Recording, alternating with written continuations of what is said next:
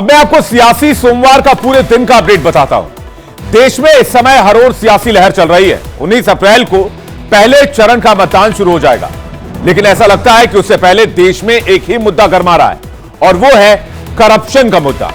अब सरकार यह कह रही है कि देश को लूटने वालों को किसी भी कीमत पर बख्शा नहीं जाएगा। विपक्ष कह रहा है कि केंद्रीय एजेंसियों का गलत इस्तेमाल हो रहा है। तो क्या इसी मुद्दे पर 2024 का चुनाव केंद्रित हो रहा है, इसी मुद्दे पर लड़ा जा रहा है?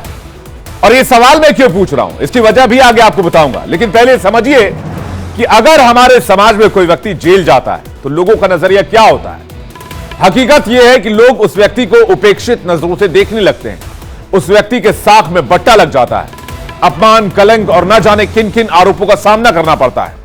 लेकिन ऐसा लगता है कि नेताओं के लिए जेल जाना जैसे गर्व की बात हो। नेता जेल जाने के बाद खुद को क्रांतिकारी साबित करने में लग जाते हैं। जेल जाने को यह एजेंडा बना दिया जाता है। यह बात मैं किसी पर्टिकुलर पार्टी या किसी पर्टिकुलर नेता के लिए नहीं कह रहा हूं। आप देश का राजनीतिक इतिहास उठाकर देख लीजिए। यहां तक कि दोषी करार दिए जाने के बाद भी, कोर्ट से सजा पाने के बाद भी बड़े सम्मान से और आराम से राजनीतिक जीवन का लाभ लिया जाता है। तो क्या यह हमारे लोकतंत्र की खूबसूरती है? कभी आराम से मैं इस मुद्दे पर आपके साथ बातचीत करूंगा, लेकिन आज बात करप्शन पर एक्शन और एक्शन पर सियासत की करते हैं और पूरे दिन का खाका मैं आपके सामने रखता हूं। आम आदमी पार्टी ने अरविंद केजरीवाल की गिरफ्तारी को एक बहुत बड़ा चुनावी मुद्दा बना दिया है। लोकसभा चुनाव के लिए केजरीवाल की पार्टी ने नया कैंपेन लॉन्च किया, जिसका स्लोगन है जेल का जवाब वोट से। मैं कहता हूं कि केजरीवाल पर लगे आरोप सही भी हो सकते हैं, गलत भी हो सकते हैं, कुछ भी हो सकते हैं। यह फैसला कोर्ट को करना है। लेकिन अब ऐसा लगता है कि आम आदमी पार्टी केजरीवाल को यहां क्रांतिकारी साबित करना चाह रही है और शायद पार्टी यह दिखाने की कोशिश कर रही है कि केजरीवाल जेल जाकर देश के लिए एक बहुत बड़ा काम कर रहे हैं। लेकिन मामला शराब नीति में गड़बड़ चाले का है। मामला क्या है? दरअसल शराब घोटाले के आरोप में केजरीवाल तिहाड़ की जेल में बंद है और अब पार्टी ने लोकसभा चुनाव के लिए केजरीवाल की गिरफ्तारी को विपक्ष का सबसे बड़ा मुद्दा बना दिया है। विपक्ष का सबसे बड़ा मुद्दा है। ना महंगाई की बात है, ना भ्रष्टाचार की बात है, ना करप्शन की बात है, ना बेरोजगारी की बात। अपने चुनावी कैंपेन में आम आदमी पार्टी का स्लोगन है जेल का जवाब वोट से। आम आदमी पार्टी ने एक तस्वीर भी जारी की है जिसमें केजरीवाल सलाखों के पीछे दिख रहे हैं और इसी तस्वीर को हर जगह लगातार प्रमोट किया जा रहा है। आम आदमी पार्टी के नेता इस पर क्या पक्ष रख रहे हैं, उनका पक्ष आपको सुनवाते हैं। पार्टी के कार्यकर्ता इस अभियान को आगे बढ़ाएंगे और दिल्ली की जनता से मैं एक ही चीज कहना चाहता हूं कि जब भी अपना वोट देने के लिए जाइए तो अपने घर के बिजली के बिल को देखकर जाइए। बच्चे का चेहरा जिसके लिए अच्छी शिक्षा का इंतजाम केजरीवाल जी ने किया उसको देख के जाइए। तो मुझे लगता है कि अगर आप उनको याद करेंगे तो केजरीवाल जी को याद करेंगे और केजरीवाल जी को किस तरह से तानाशाही के कारण झूठे मुकदमे लगाकर जेल में रखा गया है, इसको याद करेंगे और जेल का जवाब वोट से देंगे। ये अभियान घर घर तक पहुंचाएगा हमारा कार्यकर्ता। आज काम करने वाला मुख्यमंत्री तिहाड़ जेल के अंदर है। आज से जो हमने कैंपेन लॉन्च किया है कि दिल्ली के लोग इस जेल का जवाब वोट से देंगे, क्योंकि दिल्ली के लोगों के पास वोट की ताकत है। दिल्ली के लोगों के पास वोट की ताकत है, तभी भारतीय जनता पार्टी को हरा करके अरविंद केजरीवाल मुख्यमंत्री बने। उसी वोट की ताकत से इस जेल का जवाब दिल्ली की जनता देगी और इस कैंपेन को लेकर के हम लोग घर घर जाएंगे। सभी जो पार्टी के नेता हैं, सभी मंत्री हैं, विधायक हैं, पार्षद हैं, सभी जो कार्यकर्ता हैं, ये घर घर जाएंगे और लोगों के साथ मिल करके इस चुनाव को एक आंदोलन में तब्दील करेंगे। आजकल दिल्ली की सियासत में आपने एक बात और गौर की होगी। आजकल सुनीता केजरीवाल जेल से आए अरविंद केजरीवाल के संदेश को जनता के सामने पढ़ती हैं।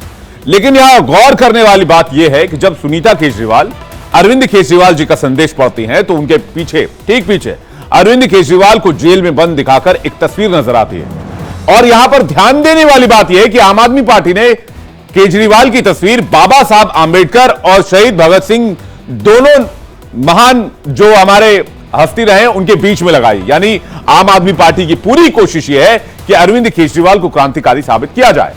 अब आपको अरविंद केजरीवाल का एक पुराना बयान मैं सुनाता हूं जिसमें वो अपनी ही तस्वीर के खिलाफ ऐतराज जता रहे हैं और पार्टी को नसीहत दे रहे हैं कि सीएम की तस्वीर किसी सीएम ऑफिस में नहीं होगी या किसी सरकारी दफ्तर में नहीं होगी।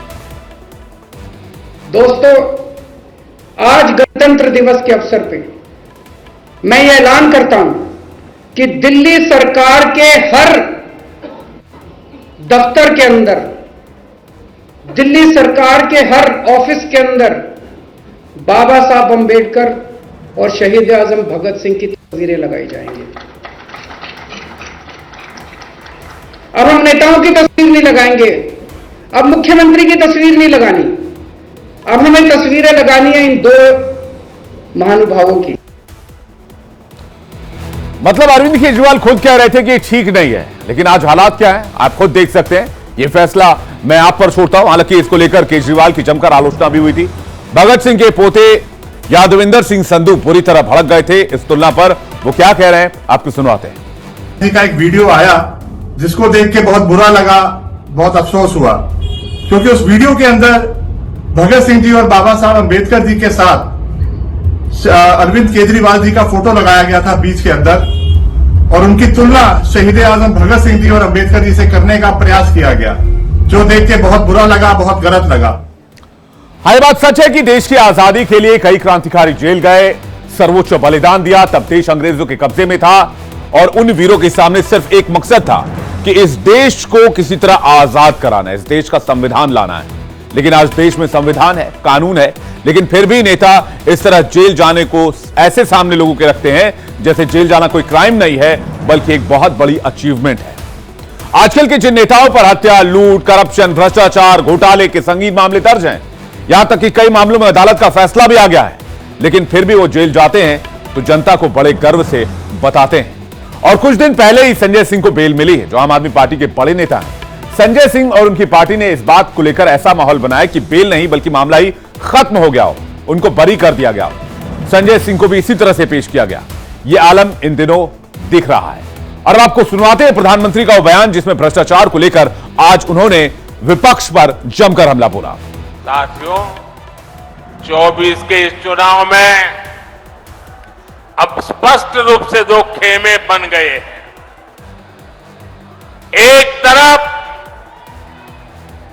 हम लोग ईमानदारी और पारदर्शिता जनता जनार्दन के सामने लेकर के आए हैं, दूसरी तरफ भ्रष्टाचारी, परिवारवादी उनका जमावड़ा है।